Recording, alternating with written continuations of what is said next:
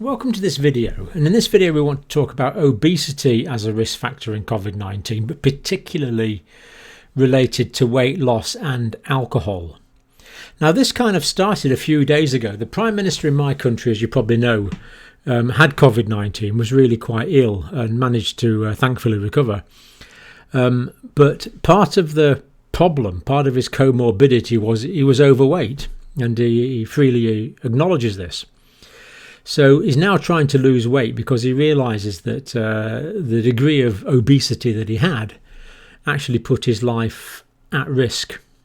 So the Prime Minister's on a bit of a health kick, and he seems to be putting the rest of the country on a bit of a health kick as well, which of course is fantastic. So let's just look at a bit of background about that first of all, and there's some interesting stuff here. So do stick around, especially if you like me have the occasional drink. Now, obesity is a risk factor for severe COVID-19 infection, pretty well known, but this is new research from the journal called Circulation. Now, this is a very well-known journal in medical circles. Anything to do with the circulatory system, the cardiovascular system. Just published on the 26th of July, so up-to-date stuff. Now, initial data, as we know, comorbidities. So we know that diabetes mellitus, cardiovascular disease, hypertension, high blood pressure, respiratory diseases, particularly chronic respiratory diseases such as chronic obstructive pulmonary disease, is a comorbidity, and kidney diseases as well. And obesity is becoming increasingly clear that obesity is an independent risk factor. Now, we could look at a lot of studies related to this, but this paper just cites a couple of interesting ones, so I'll cite the same ones. Do check in that paper for the references. Now, this French study showed if the BMI is greater than 35, in other words, you're quite overweight. So they took people with a BMI of over 35, and they took people with a BMI of less than 25. And they ignored the people with a BMI between 25 and 35, so they were taking thin people and overweight people and comparing them, ignoring the group in the middle. And when they compared the more overweight with the normal weights and the lower weights, they found a 7-fold increase in the requirement for mechanical ventilation in those who had a BMI of over 35. So pretty convincing data, really. Study from New York in under 60s, people under the age of 60.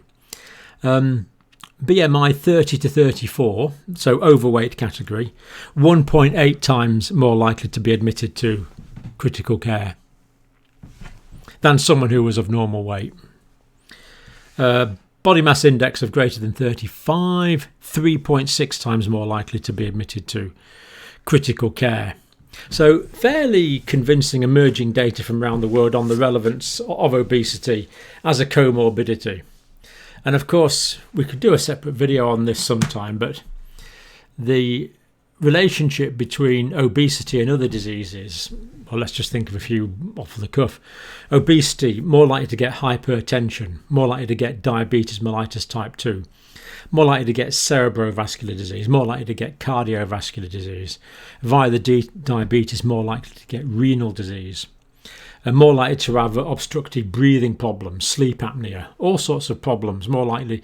And a lot of diseases, if you do get them with obesity, they're more severe.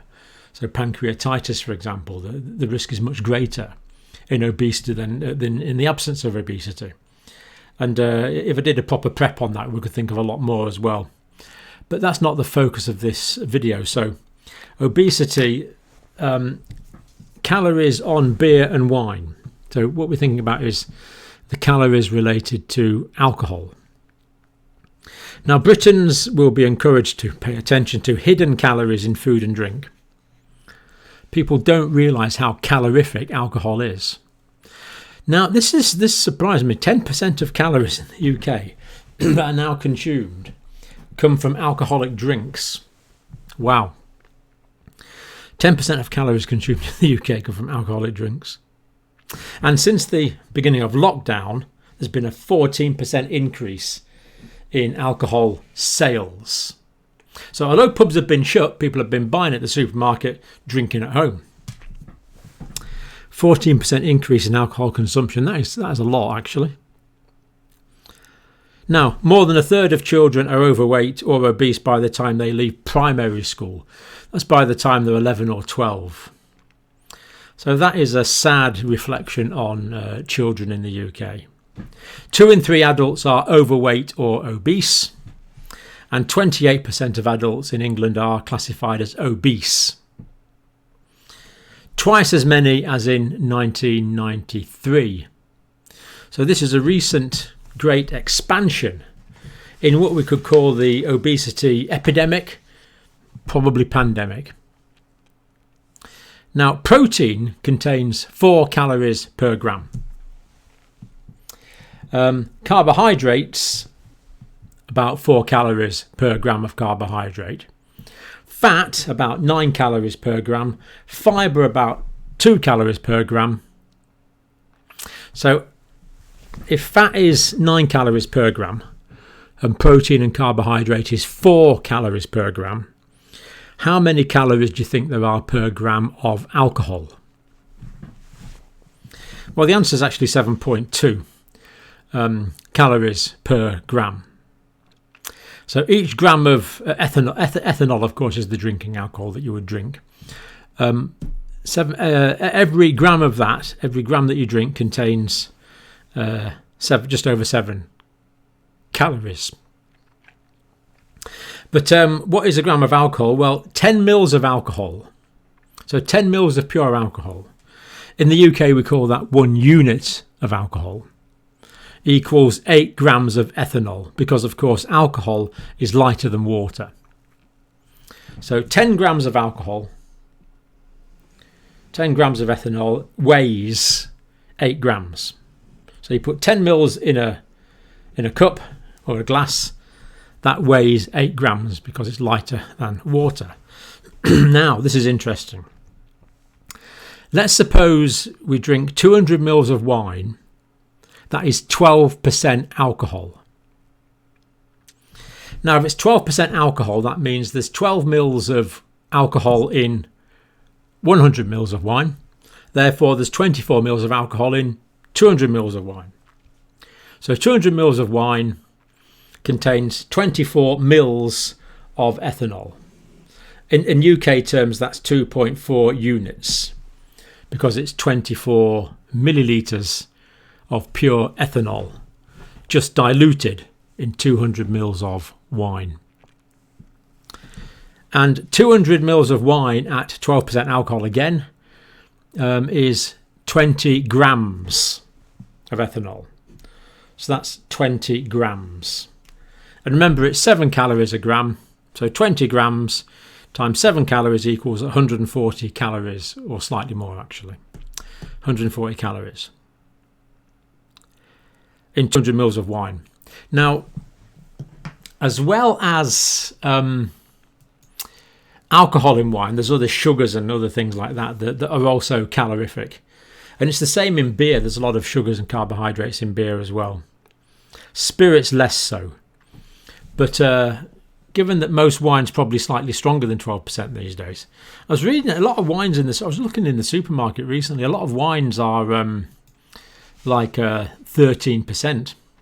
So basically, it's almost 1 calorie per mil of wine. So 1 milliliter of wine is pretty well 1 calorie. And if you're watching in the States, 568, I think it's 568 mils equal 1 pint. 568 mils equals 1 pint. So that's the conversion. So we see that 200 mils of wine is going to contain 140 calories in the alcohol, just in the alcohol, but other things in the wine, sugars and all that go with it. So alcohol is very calorific. So amazingly, what did we say? 10% of the UK calorie intake is now taken in the form of alcohol. And of course, the other thing about alcohol is it's empty calories. It doesn't have any nutritional value whatsoever. It's a bit like a pure sugar in that form. It has no nutritional value and doesn't do you any good at all. So there you go. it's complicated. I'm not saying a calorie is a calorie, but to lose weight, you need to use more calories up with more exercise, and you need to consume more calories. And alcohol is one of these hidden forms of calories. Now, I'll just give you one tip for reducing the amount that you drink, and that is to keep an alcohol diary. So write down what you drink every day on a piece of paper, on your computer, in a diary. And although that sounds stupid, all you're doing is putting information down. What happens is that most people are drinking more than they think. So if you get home and you measure, you want a gin and tonic, then measure the gin out and then add up the units and calculate the amount that you're drinking. Or if you're drinking a litre of lager that's 5% alcohol, then you can see that's 50 mils of pure ethanol, isn't it? That's going to be 5 units of alcohol, as well as all the other sugars and things in the lager. So the mere fact that you become aware of that has been demonstrated to reduce the amount that people drink as they become more aware. Now, I've had an email that I'll explain in a minute, but just before we do that, this is about clinical trials. So it's probably useful to remind ourselves about this. So, yeah, there we go. So in a clinical trial, we have a group here, and let's probably zoom out a bit. There we go. So we've got a group there, and we've got a group there that we are comparing it to. So these are groups of people. Now, the more in this group, the better. Ideally, it's 1,000 or more in each group. And this group here that gets the active treatment, this is the treatment group, and this is the control group. So the treatment group are the experimental group.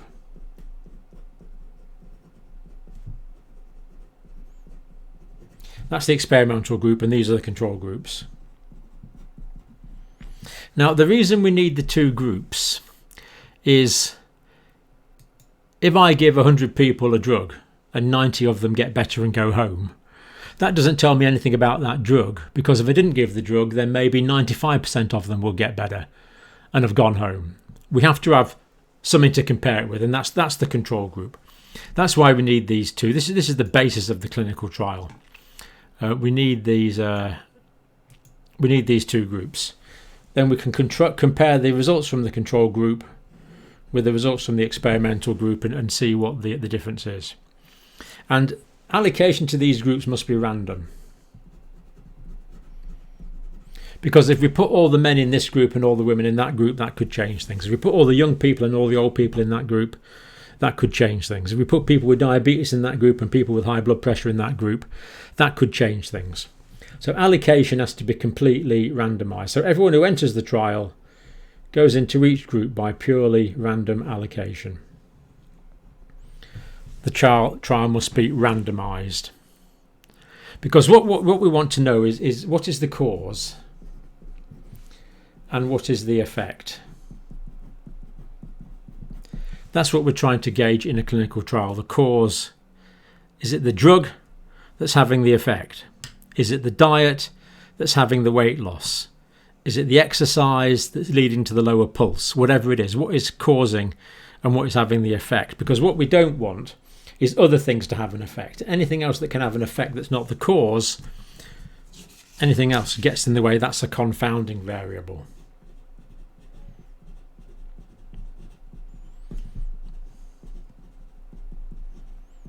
And we don't want that to get in the way.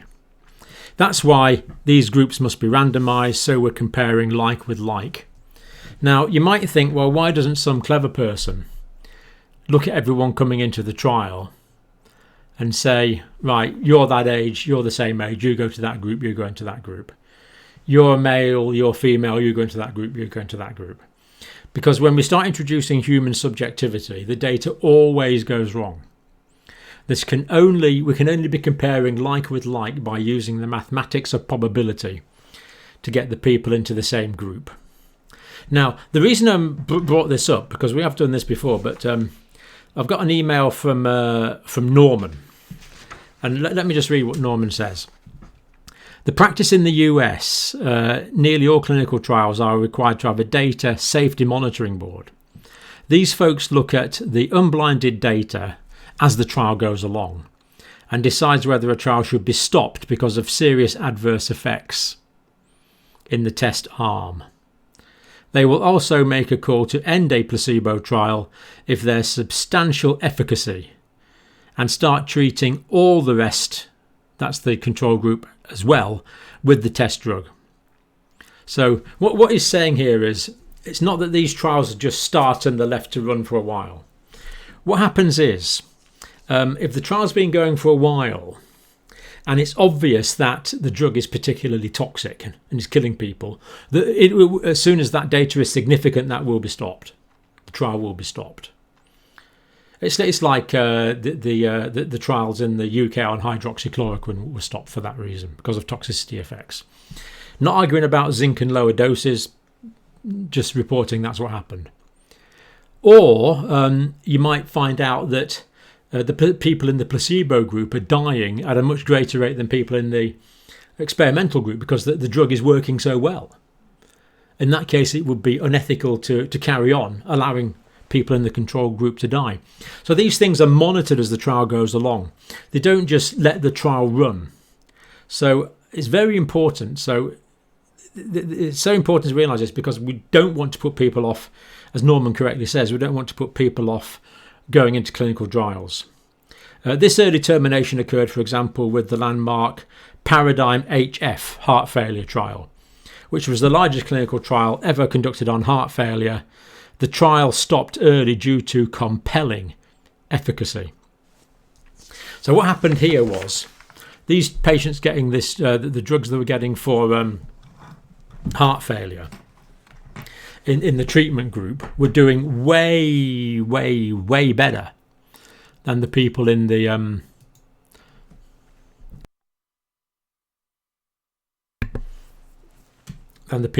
control group. They were doing way better. So it would have been unethical to let this trial continue, because more of these people would have died. So they stopped the trial, said this is now established knowledge, then all these people could be given the better treatment and more of them would survive as a consequence of that. So that is a remarkably important point that Norman's made there. And I just wanted to reinforce that. Now, as well as that, when someone goes into a trial, what happened with this Paradigm trial, for example? They didn't say, well, here's the new treatment. Let's compare this with, let's give a group of people this new treatment and let's recruit 1,000 people for the control group and just give them a sugar pill, give them no treatment at all. It's not like that. So you're not comparing the new treatment with no treatment. What you do is you take the best available treatment and give that to the control group. But then the difference between the control group and the intervention group, the experimental group, is that the experimental group also gets the new treatment. So this has been done. This has been done a couple of times in the COVID trials. This is what was done with dexamethasone, for example, and it's been done on a small scale with interferon. It's so. The people are getting the best treatment available. So, for example, the people that got the interferon, we didn't say, well, we'll give these people interferon and the other ones no treatment at all. The people in the control group still got the best available treatment at the time. They got the oxygen and the antibiotics or whatever they needed. But they just didn't get the interferon. They got a placebo instead of the interferon or instead of the dexamethasone or whatever the trial is. So the people in the control group, and this is essential to realise, the people in the control group are getting the best available current treatment according to current knowledge. The people in the treatment group are getting this extra treatment that we suspect on good grounds may be efficacious and help them even more. So if I went into hospital and someone said, do you want to be recruited into a clinical trial, then of course I can refuse, but I wouldn't. I would gratefully accept. Because what that means is, if I go into the control group, I'm going to be getting the best available current treatment that's known to work. But if I go into the experimental group, there's a 50% chance I'll be getting a new treatment that does me even more good. So I'll take that 50% chance of getting the new treatment for extra efficacy and extra benefit, because I'm getting the best available treatment anyway. This is a chance to do one better.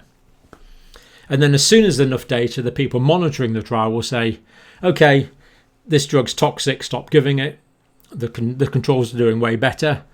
Or more commonly, they'll say, okay, this new treatment is working really quite well, actually. Working really quite well. We know it's working now, to the point where it is now unethical not to give the control group this new treatment, and the trial will be stopped at that stage. So grateful to Norman for that. What else does he say? Just maybe something to mention in a video so folks don't get discouraged about clinical trial preparation. I agree completely. I agree completely that there is no reason to be frightened, in my view, of clinical trials. Suffice it to say, me or a family member or anyone I had responsibility for, I would be happy to enter them into the trial, as I would enter the trial as well. So don't forget alcohol diaries, exercise. If you need to talk to your doctor first about exercise, do so. But talk to someone who knows what they're doing. Get on a program, and just remember that excess body fat is a significant comorbidity for many diseases.